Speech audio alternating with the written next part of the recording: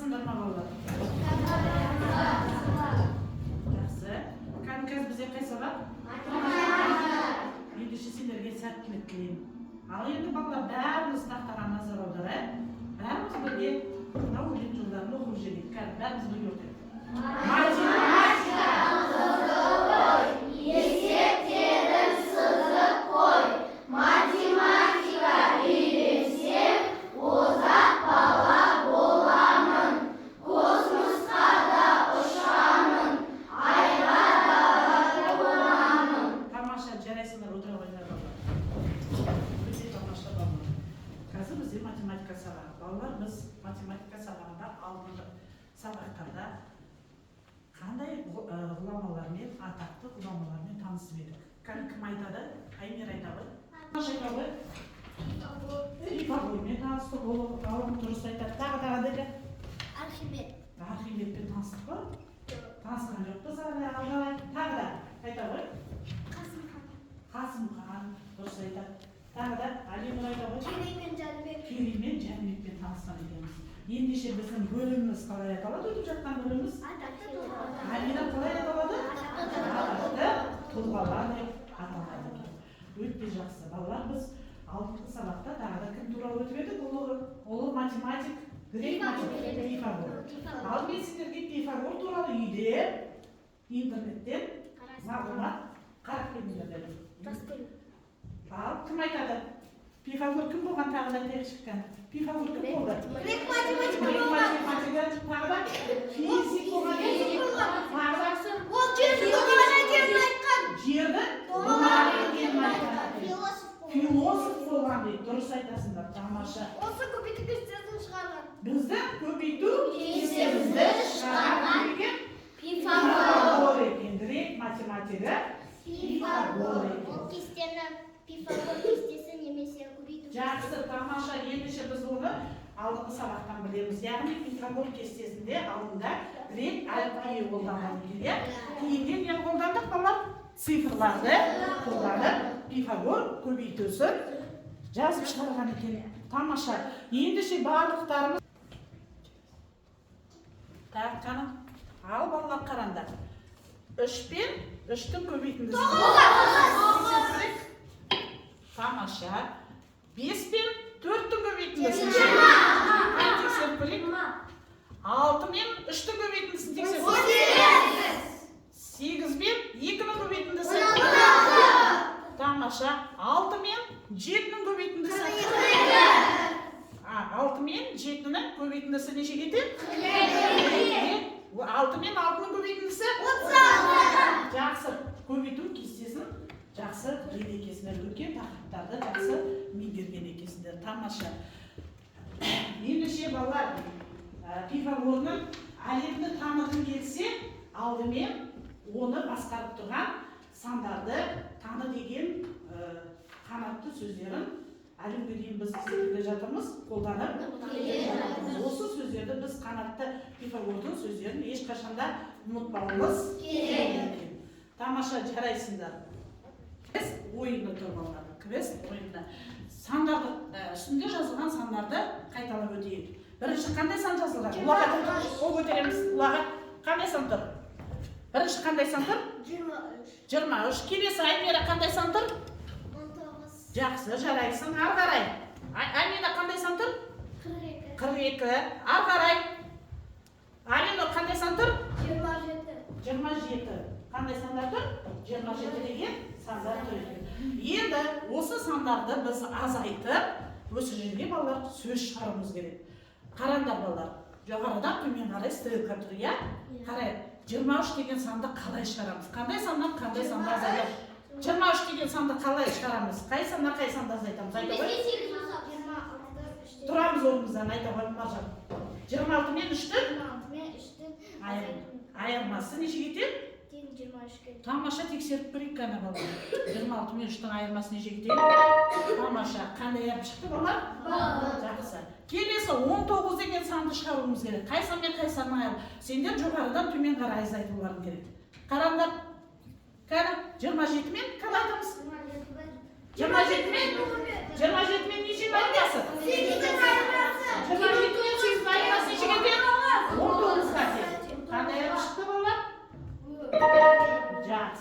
келесі 42 деген санды шығаруымыз керек. 42 деген санды. Кәне Айнұр айтаға шоғымызда тұр, айғанамаймыз. 45-ті азайтамыз 3-ке. 45 пен 3-тің айырмасы нешеге тең болады? 45 пен 3-тің айырмасы нешеге тең болады? 42. Тексерейік, қандай алып шықты? О деген алып шықты, иә? Келесі 27 деген санды шығаруымыз керек. Қай сандан қай санды азайтамыз? Жоғарыдан төмен қарай 27 деген санды шығаруымыз керек. Кәне Айнұр айтамыз, қай сан? 30 пен 3-тің айырмасы. 30 пен 3-тің айырмасы нешеге тең болады? Нешеге тең болады? 27-ге тең болады. Тексерейік. Қандай сан? Қандай сөз шықты балалар?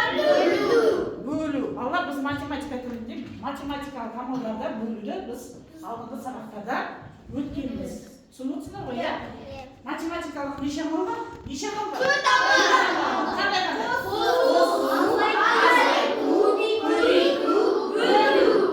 Тамаша, жарайсыңдар балалар. Бөлу дегенді сендер алдыңғы сабақтардан да өтіп жүрген боларсың, білесіңдер.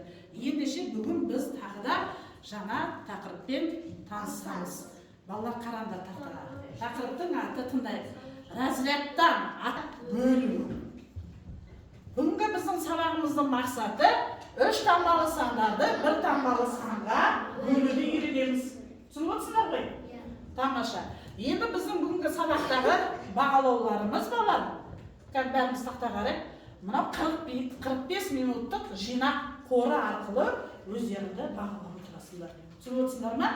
Қай бала қанша монета көп жинаса, сол баланың балы да көп болады. Білесіңдер ғой? Бағалау, осы бағалаумен бағалаймыз. Тамаша. Енді балалар, бүгін біздің сабағымызда тек қана 3 таңбалы санды 1 таңбалы санға аттап бөлу ғана өтпейміз. Архимед жайлы да танысып өтеміз. Архимед кім екенін кәні тақтаға назар аударып тыңдап отырды. Архимед қазір өзі сөйлеп, өзі кім болғанын сендерге айтып береді. Сәлеметсіздер ме? Мен біздің эрамызға дейінгі 212-287 жылдар аралығында өмір сүрдім. Ерте замандағы ұлы математик, физикпін. Сицилия аралындағы Сиракузы қаласында туып өстім. Менің аса зор еңбектерімнің бірі ауданды денелердің бетін, көлемін анықтаудың жалпы тәсілін жасау және осы күнгі интегралдық есептеудің негізін салушымын. Шардың бетін, көлемін тұңғыш рет дәл анықтап, қисықсыздыққа жүргізілген жанаманы дифференциалдауды ойлап таптым. Сонымен қатар фигуралардың ауданын табудың ортақ тәсілін табудың негізін шығардым. Жарайсыңдар балалар, түсіндіңдер ме? Архимед кім болған екен балалар? Физик болған екен, иә? Яғни нені тапқан екен? Ауданды, осы кісі тауып ойлап тапқан екен, иә балалар? Денелердің бетін, шарлардың көлемін есептеп табушы кім екен? Архимед. Грек ғалымы, түсініп отырсыңдар ма? Ұлы грек ғалымы Архимед. Түсіндіңдер ме? Кім болғанын білдің ғой, иә балалар? Тамаша, жарайсыңдар. Мен біздің Тамаша. Ары қарай ендеше кітаптарында бірінші тапсырма осы номер бірінші тапсырмаға қараңдар. Не дейді бірінші тапсырмада? Кесте бойынша есептер, яғни есептер құрастырып, оларды шығар дейді. Біз балалар ауданды табуды өткенбіз, оны біз 2-ші сыныптан бастап өтіп жатырмыз. Ауданды тапқанда қалай табушы едік? Тік төртбұрышын ауданын тапқан кезде қалай табушы? Ол көбейтіп сайрамаймыз. Кім айтады? Кім айтады? Аймен айта қойшы. Ұзындығын еніне көбейтеміз. Дұрыс айтады. Ұзындығын не істейміз? Еніне көбейтеміз. Дұрыс айтады. Тік төртбұрыштың ауданын тапқанда ұзындығын еніне көбейтеміз. Ал тік төртбұрыштың ұзындығын тапқанда не істейміз канайтар? Ұзындығын тапқанда не істейміз? Яғни канайта ғой. Әлемді қол көтереміз. Төртбұрыштың ұзындығын тапқанда ауданын еніне бөлеміз. Дұрыс, тамаша. Шапырақтап қойыңдар, жарайсыңдар. Ал тік төртбұрыштың енін қалай табамыз? Енін қалай табамыз? Қалай табамыз? Енін тапқан кезде ауданын еніне бөлеміз. дұрыс айтады. Ауданын не істейміз? Еніне бөлеміз. Ал ендеше бәріміз осы есепті қазір ұшынмен орындайық ауызша. Ал айтыңдар кәні, тақтаға қарады. Ұзындығы 12 сантиметр. Ұзындығы неше сантиметр? 8 сантиметр. Ауданы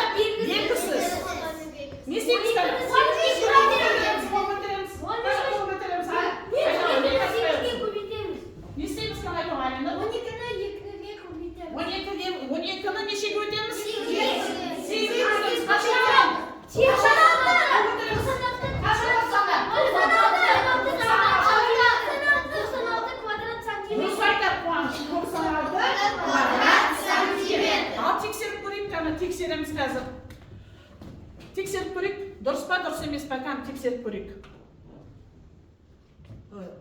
Ес шықпайды, иә? Ал келесі. Келесі.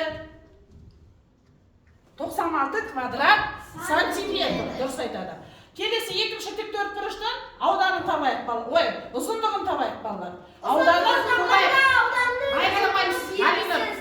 Ұзындығы белгісіз. Ені 10 сантиметр. Ауданы 480 квадрат сантиметр. Дұрыс айтады. Ауданды не істейміз балалар? Еніне бөлеміз. Сонда қашқа шығады?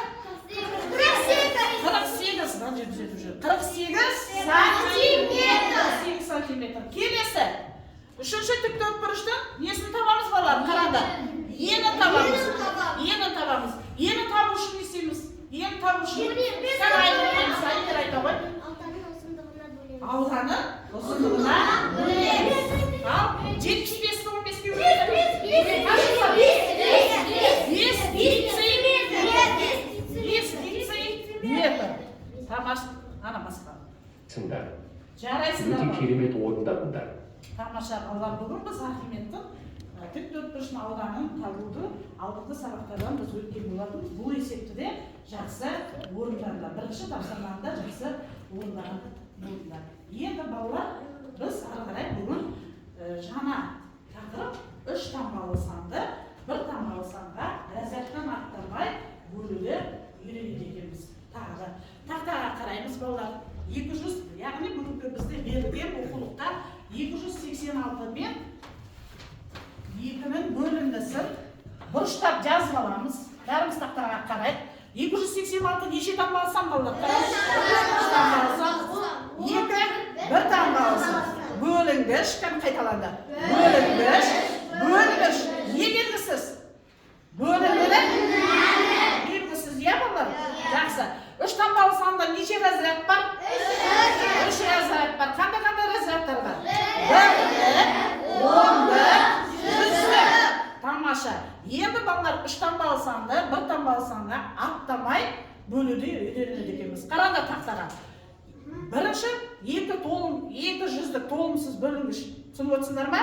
2 жүздіктен бастаймыз. 2 жүздікті 2-ге бөлген кезде нешеден береміз? Қараңдар тақтаға. 2-ні 1-ге көбейтеміз, немесе 1-ді 2-ге өткенде қанша болады? 2-ні 2-нің астына жазамыз. 2-ден 2-ні азайтқанда 0-ді жазбай-ақ қоюға болады. Тыңдандар. 0-ді жазбай-ақ қоюға болады. Енді 8, яғни қараңдар енді. Бұл жерде ешқандай қалды ма, қалған жоқ па? Қалдық бар ма мына жерде? Бекзат қалдық бар ма? Ендеше разрядтан аттамай деген осы балалар. Біз разрядтан аттамай 8 ондықты түсіреміз. 8 ондықты түсіреміз. 8 ондықты 2-ге бөлеміз. Ал 2-шеден береміз. Енді 4-тен береміз, дұрыс айтасыздар. 4-ті 2-ге өткенде 8-ден 8 ағанда 0-ге жазбаймыз. Енді 6 бірлікті түсіремін. Бірлікті астына түсіресіңдер. түсініп отырсыңдар ғой, иә? Енді 6-ны 2-ге бөлеміз. Нешеге береміз?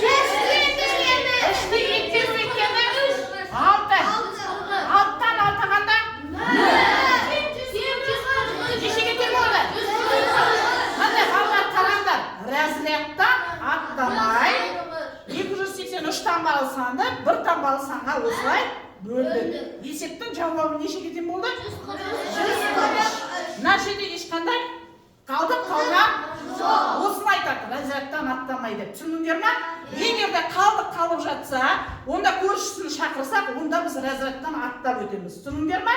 Енді бұл жерде қалған жоқ, сондықтан біз разрядтан аттамай 3 таңбалы санды 1 таңбалы санға бөлдік. Тамаша, жарайсыңдар. Түсіндіңдер ме? Бәріміз түсіндік па? Жарайсыңдар. Түсінген боларсыңдар. Келесі ары қарай бізде тағы да тапсырма берілген екен. Балалар қараңдаршы тақтаға. Бірінші нұсқа, екінші нұсқа сендерде номер 3-ші есеп тұр балалар. Енді осыны сендер қазір өздерің күнделікті орындап жүрген нұсқалар бар. Сендер бірінші нұсқасындар, сендер екінші нұсқа, бірінші нұсқа, екінші нұсқа, бірінші нұсқа, екінші нұсқа, екі вариантта олар тақтаға шығып орындайсыңдар. бағалау жиынтық қорларына өздерінің орындаған кезде балдарымды жинап салып отырыңдар. Түсініңіздер ма? Жаңа қатысып отырған балалар монеталарымды бояп отырыңдар жиынтық қорға. Тақтаға келеді, мына балалар айғанаған оқушыны шығармай, айға келеді. Тез тақтаға бірінші санды оқиға, қандай сан жазылады? Қытайназ оқиға, тез. 82-ні 2-нің бөліндісі. Жаза ғой, келесіне Алинұр оқиға. 42-ні 2-нің бөліндісі. Жаза ғой, тез жазға және. Келесі келеді, Ажар оқиға. Ажар, оқы тез. 848 бен 4-нің бөліндісі. Ол жылам. Келесі оқиға, Алин оқиға. Қандай санды? 369 бен 3-нің бөліндісі. 396 мен ғой. 396 3-тің бөліндісі. Келе ғой. Не деген оқшы шықпайды? Келеді тақтаға. Келе ғой. Келеді. Келе ғой, мати келе ғой. Оқыдың ба санын оқи ғой. Оқимыз, математикалық күнде оқимыз. 25-ке жаза ғой, тамаша. Жарайсыңдар, тексеріп отырыңдар. Келесі Амина. 4-ті түсіреміз. Даже 8 емес қой, санымды оқы дұрыстап, сен дұрыс жазған жоқсың. Оқы, санымды дұрыстап қарап. Дұрыс емес кәні орында. 3-тен береміз.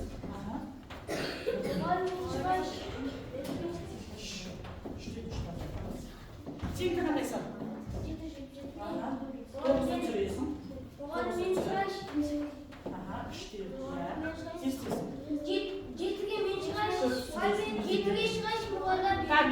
5-ті бірге көбейтеміз, айтып тұрамыз. 5-те бірге көбейтеміз, 5. Отыра тұра мен ақазыға тақта болмай қалды. Енді нені шақырасың, önді шақыр, енді нені түсіресің? 8-ті түсіреміз, айтып тұраға. 5-те бірге көбейтеміз, неше болады? 5-ті түсіреміз, дұрыс айтады, 5-ті түсір. 5-ті бірге көбейтесің, қанша болады? 5, жаз, тез. 5-тен 5-ті аласың. 0-ді жазбайсың, енді 5 бірлікті түсір мына жерге. 5 бірлікті түсір. 5-ті бірге көбейтесің? 5. Жазаға 5-тен 5-ті аласың. 0 болады, астасыз тамаша.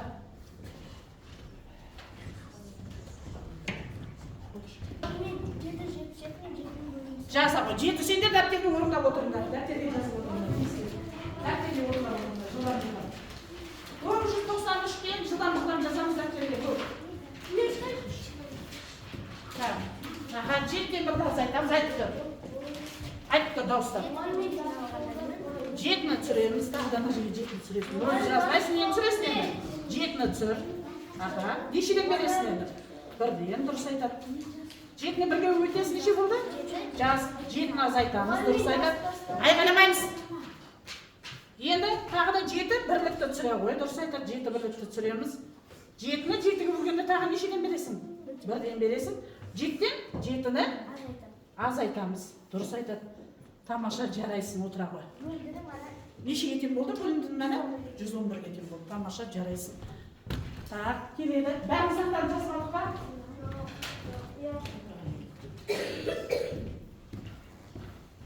Тексеріп көрейік қана.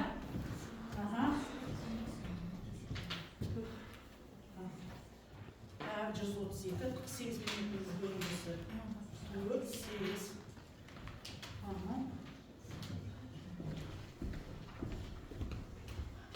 Тағы да бар ма? Қалғаны бар ма? Так, келеді. Тағы да. Так, келеді. Қуаныш неге көштен жаса ғой? Жазып оқылар ма? Не қуаныш жаза ғой, тез. 393 пен 3-тің бөліндісі. Келіп жаза ғой. Нәжге жаза ғой? Аға. 3-ке жаза ғой. Нешеден бересің? 9-ды. Жетеді ғой 9-ды бөлім. 3-тен береміз. 9. 9-дан 9 айтып тұр, азайтасың. 0 болады. 0-ді жазбайсың, е? Енді түсіресің. 9-10-ды түсіресің. О жерге жазамыз ба? Тура осы жерге жазамыз ба? 9-10-ды 9-10-ның астына түсіреміз. Нешеден бересің тағы? 3-тен. Дұрыс айтады. 3-шеде үшім? 9. 9-дан 9-ды азайтамыз. Асынсыз. Неше болады? 0 болады. 0-ді жазбаймыз, енді шақырасың. 3-ті шақырасың. 3-ті 3-ке бөлгенде нешеден бересің? 3-шеде бірі неше? 3-шеде бірі 3. Жаз, 3-тен 3-ті? Астына жаз. 3-тен 3-тін істеп тұр. 3-тен 3-ті алғанда неше болады? Сонда бөлімнің мәні неше кетен болды? 331. 331-ге тең болды. Жарайсың, тамаша. Келесі маржан келе ғой жасауға. Тексеруді басып. Қан тексерейік. 82 мен 2-нің бөліндісі неше кетеді? 41-ге. 48 мен 2-нің бөліндісі? 848 мен 4-нің? 12'de. 396 мен 3-нің бөліндісі? 555 мен 5-нің бөліндісі? 777 мен 7-нің бөліндісі? 990 мен 484 мен 4-нің бөліндісі? Жақсы, бәріміз тексерді. Дұрыс шығардық па? Ендеше кәні балалар өздерінің жинақ қорларын ашқан балалар, тез шығарған балалар. Келесі, қарай біздің тапсырмамыз балалар. Архимед, балалар енді жүктік жұмыс жасайсыңдар. Архимед әдістіге қарайттан тақтаға балалар. Қараңдаршы. Архимедтің неше түрлі әдістері бар екен. Ал енді тақтаға бәріміз қарайық. Архимед адамның есте сақтау қабілетін жаттықтыру үшін осы әдісті ойлап тапқан екен. Түсініп отырсыңдар ма? Бұл әдіс өткенді еске түсіру деп аталады. Енді мына жерде қазір сендерге сандар шығады, сол сандарды сендер есте сақтап қалуларың керек, және сол санды 2-ге бөлулерің керек. Тақтаға қараңдар, 1, 2, 3. Кән бәріміз тақтаға қарайық. Жаттап алыңдар.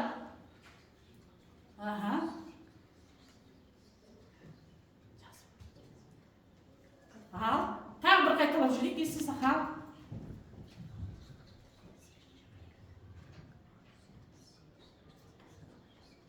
Ал, болды. Енді сақтадыңдар ғой. Енді жүктік жұмыс жасаңдар. Тез-тез жүктік жұмыс жасаймыз. Бірге отырып жоқ жасамыз. Жүктік жұмыс, бірге. Жаңағы сандарды жасыңдар. Жас. Тез-тез жасыңдар.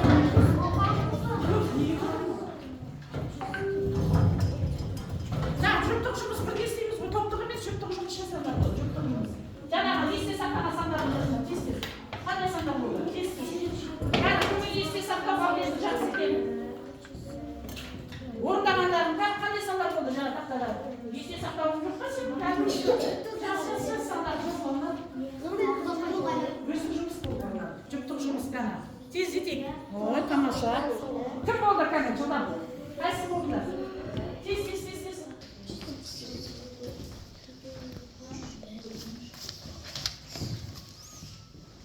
Қандай сандар болды? Есте сақтау қабілеттерін қандай екен кәні сендердің? Кәні жылында дай. Ойлан. Кән? Болдық онда.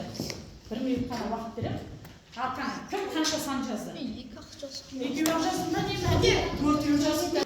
Бөлдіңдер ма? Бөліп шығарып ма еді? Тез-тез бөлдіңдер ма? Ал қаны? Тамаша ажар 5 сан жазған екен. Қаны? Әлде бөліп шығарыңдар ма? Амина оқыш кәні. Қандай сандар жаздың? Оқи ғой. Айта ғой кәні, айтсайшы. Бөліндісі? 411. Тамаша ағары? 322. Тамаша. Арғая сен қандай сан жаздың? 489 бен 2-нің бөліндісі неше кетеді? Налардың бөліндісін шығармапсың ғой. Тез етейік кәні. Тамаша, бөліндісі кәні бөліп шығарымыз тез. Босаташ кәні жылданда. Сандар неше болды кәні? Айға оқыш кәні жасаңызда. Қатты шығады осында. Сен нешеге? Бақ арғарай. Сен? Тамаша, жарайсың. Арғай сен оқиға адайлы.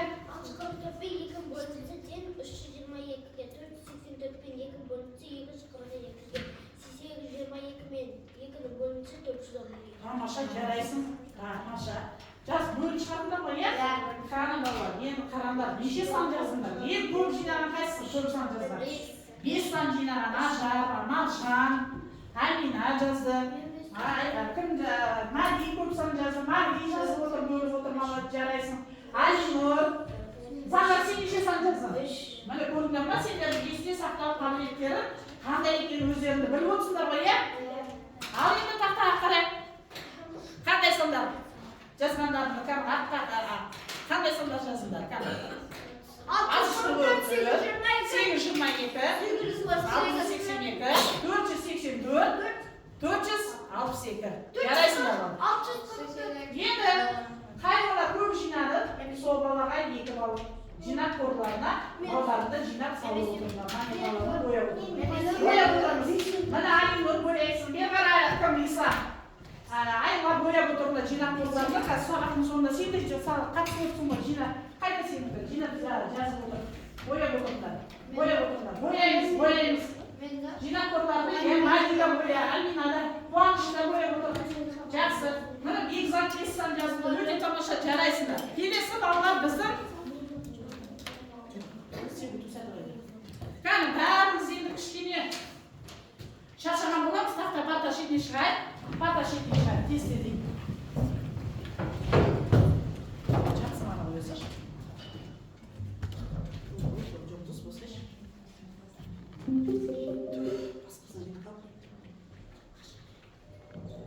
Ау,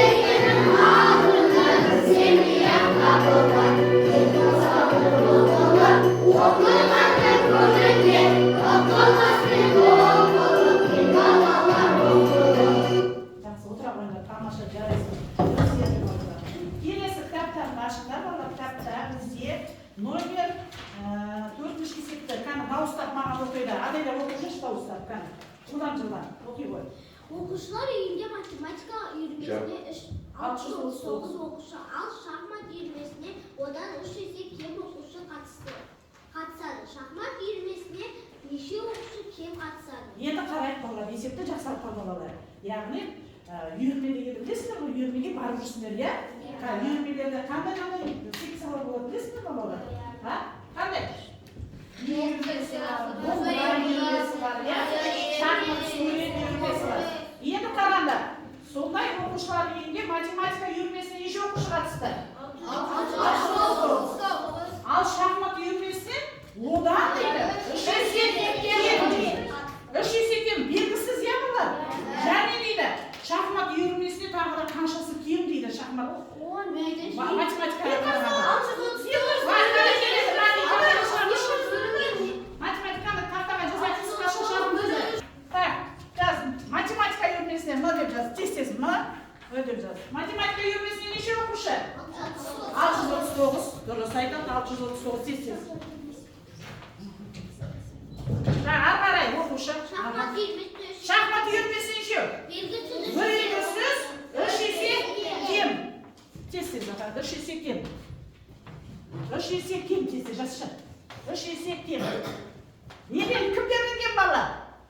Математика үйірмесіне баратын балалардан кем, иә? Дұрыс айтады. Не сұрақты одан кейін?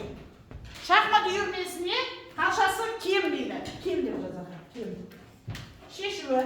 Неше сұрақ тұр балалар? Есепті қарайдашы неше сұрақ тұр? 2 сұрақ тұр. Не шамамен орындалады? 2. Бірінші кімді табамыз, кімдерді табамыз? Қай үйірмеге баратын балаларды табамыз? Шахмат үйірмесіне баратын балаларды табамыз. 3-ке бөлеміз, иә? Қанша? 213. Дұрыс айтады. Енді істейміз. 213 оқушы қайда қатысады екен? 213 оқушы қайда қатысады екен? Шахмат үйірмесіне. Тек 426. Так, былай азайтады. 420. Жауабына не дейсіңдер? Қай жерде сұрақ тұр? Неше оқушы кем қатысады дейді? Неше оқушы кем қатысады екен? 420. о дей сал, о деп жақшаның ішіне жазсам, о деп қысқаша кем қатысады. Қысқаша жазуды білеміздер балалар, иә? Ал есепті жақсы, өте тамаша орындадыңдар. Қатысып отырған балалар жинақ қорларына өздерінің балдарында монеталарында бояп, балдарында жинап отырыңдар. Болды, отырамыз. Балалар түсіндіңдер ме есепті? Қараңыз, неше сұрақ тұр есепті? 2 сұрақ тұр. Бірінші кімден таптық? Шахмат үйірмесіне баратын балалар таптық, иә? Одан кейін осы шахмат үйірмесінің балалары математика үйірмесіне баратын балаларға қарағанда қаншасы кем екенін таптық. Қаншасы кем екен? 426-сы кем екен. Жоқ, енді балалар ары қарай. Балалар енді өздерінің сендер тағы да Архимедтің 4-тік әдісі бар балалар. Қарайықшы. Квадрат арқылы сендердің қандай қасиеттен басым екенін анықтайтын боламыз. Өздерінің туған күндерді бір-біріне қосып шығыңдар, күнін, айын, жылын бір-біріне қосып шығыңдар. Қана тез-тез. Мысалы, 2016 ал, Амин айтады, қандайсың? 24-ті енді 2-ке 4-ті қанша болады? 6. Тағы да айта берді, қандайсың? Қандайсың? Қосыңдар ма? Бір-біріне қандайсың? 16 сенікі 7. Тағы да? 20, сенікі 2. Ендеше тақтаға қарайық балалар.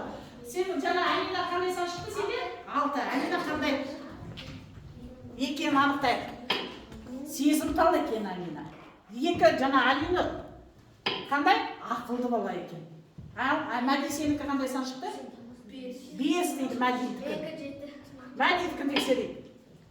Жауапты бала екен Мәди. Міне қараңдар өздерінің қандай екендеріңді біліп отырсыңдар, иә? 3 кім еді жаңа 3? Айла 3 па? Қана тексерейік. Ержүрек екен, тамаша. 9 кімдікі 9? Ислам. Бауырмал бала екен балалар. Мәди, айта Мәди сенікі? 8. Көңілді екен. Жарайсыңдар балалар, бәрі. 7? Ал, Заңғар 7 қана. Ақ көңіл бала екен. Нұр Ислам сенікі? 1 дейді. Адал жан екен балалар. 4 дейді Маржан сенікі? Еңбекқор бала екенсіңдер. Нан басып жүрсің. Жоқ, оны емес, жарайсыңдар дейді. Балалар.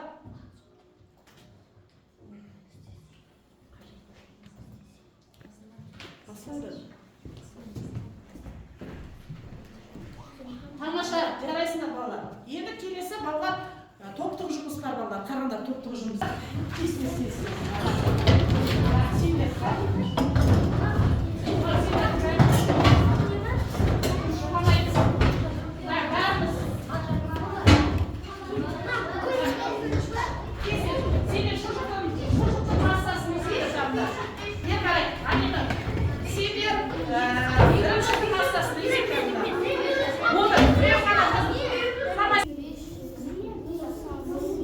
Бір-бірімізді құрметтейміз қосу деп жазам, дұрыс. Балалар бірінші болды. Қай топтың балалары бірінші болды? Архимедтің 6. Жақсы.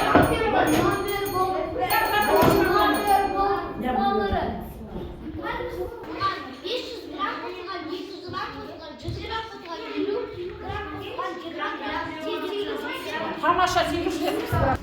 Көрсетілген массаны жинау үшін қай кірісті? Бір тастағы қолдарды айдабы. Наны жазалар, қайла болып қайла, салдарды оқиды. 200 қосылған 100, қосылған 50, қосылған 5. Кем болады? 355. Тамаша жарайсыңдар, өтім. Біріншілікті. Айтесіз. 500. 500 грамм, қосылған 20 грамм, қосылған 10 грамм, қосылған 5 грамм. Тең неше грамм? Тең 700. Тамаша отыра қойыңдар. Тамаша. 3 топтар өте жақсы. Аллар енді қарайық. Жаңа айтып көрсеңдерге. Біз алдағы аптада, осы аптада балалар, өнерлі бала, өрге жүзгендері дәйек сөз бар. Иә, біздің сабақтарымызда. Өнерлі бала деген қандай бала ол? Өнерлі бала. Өнерлі бала өрге жүзер дейді. Қалай түсінесіңдер өнерлі бала өрге жүзер деген? Өнерлі бала бүгін істей алады. Орнымыздан тұра қойып, айта қойып, өнерлі баланың қолынан бүкіл келеді. дұрыс айтып, барлығы келеді. Тағы да қалай ойлайсыңдар кәне? Адайла қалай ойлайсыңдар өнерлі бала деп? Сабақты? Сабақ жақсы оқиды, 5-ке оқиды. Тамаша, жақсы оқитын, сабақты 5-ке оқитын. Тағы да? Тәртіпті болады. Тәртіпті болады деп, еңбекқор болады деп дұрыс айтады. Тағы Алина айта ғой. Өнерлі бала болсаң, сенің атың шығады, атақты болады. боласың. Дұрыс айтады. Ақын шығарды дейді. Атақты боласың дейді. Дұрыс па?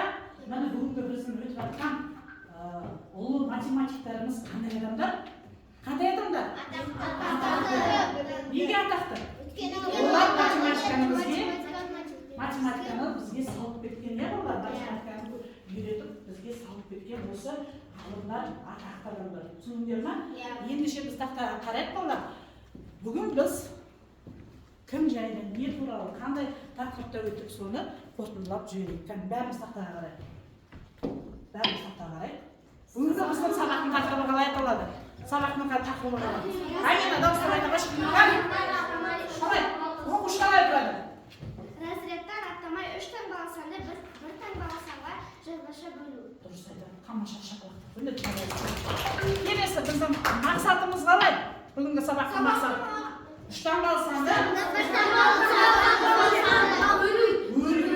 бөлуді үйрену. Дұрыс айтасыңдар. Келесі қандай ғалыммен таныстыңдар? Көтереміз деген шулаймыз? Архимед. Келесі қандай тапсырма алады сендерге? Қандай тапсырма алады?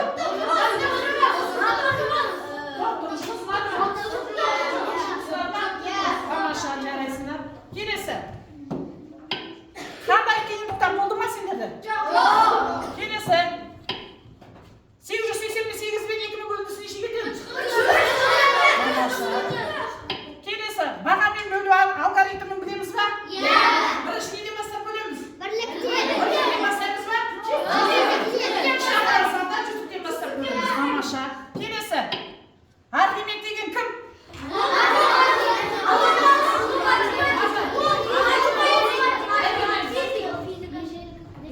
Математика дұрыс айтады. Физик, психолог та болған екен, философ та болған екен. Тамаша, жарайсыңдар. Келесі мақсатымызға жете алдық па бүгін? Үш таңбалы санды бір таңбалы санға бөле аламыз ба? Енді қандай тамаша, жарайсыңдар, сабаққа өте жақсы қатысып отырсыңдар. Енді қолдарында 45 минуттық жинақ қордарың бар ғой? Қараңдар, кім қанша монета жинағандар? Ойаймыз қана, әлемдік.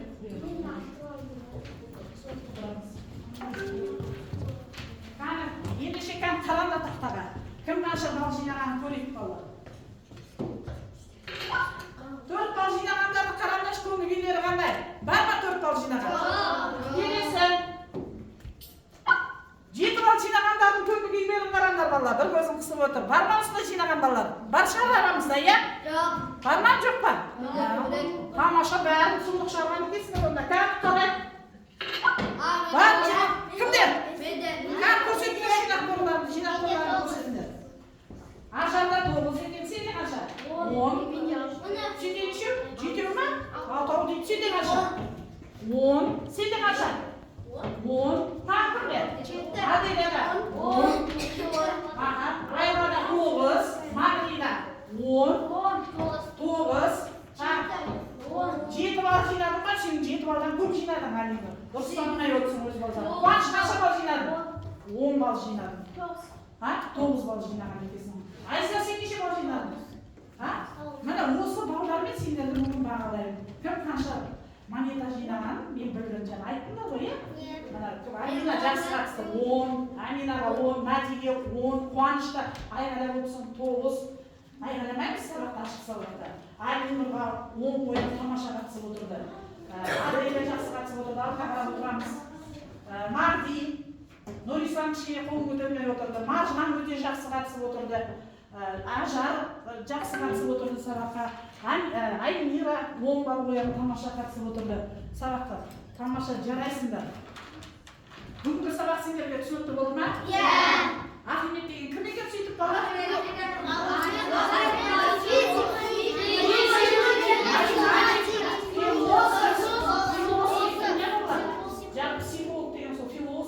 Психолог деген бір мағынада айтады. Түсініп ғой, иә? Ендеше үйге тапсырма. 62-ші бет, номер 5 жазып алыңдар үй тапсырмасын. Енді мына сөзбен аяқтағым келіп тұр. Қане, бәрімізбен қарайық. Не қараңдар? Мына сөзбен аяқтағым келіп тұр. Ақыл ойды тәртіпке келтіретін математика. Сондықтан оны оқу керек деп Михаил Ломоносовтың сөзбен сабағымды аяқтағым